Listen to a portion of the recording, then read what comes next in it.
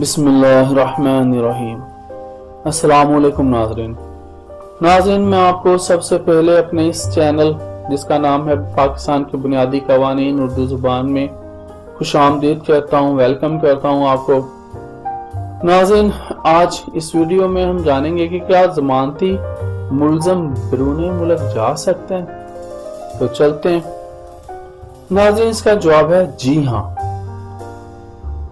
جو ضمانتی ملزم ہوتے ہیں وہ بیرون ملک جا سکتا ہے، لیکن اس کی کچھ شرائط ہیں، اس کی میں یہاں پر وضاحت کروں گا تھوڑی سی۔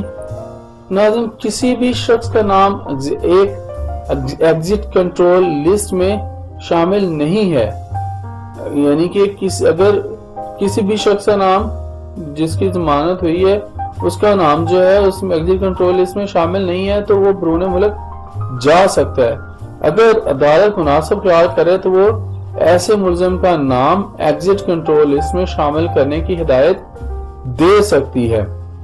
محکمہ داخلہ کو حق نہیں ہے کہ وہ منموجی طریق پر یعنی کہ طریقہ کار پر جس کا چاہے نام ایگزٹ کنٹرول لسٹ میں ڈال دے، کیونکہ آئین پاکستان آزادی کی گارنٹی دیتا ہے۔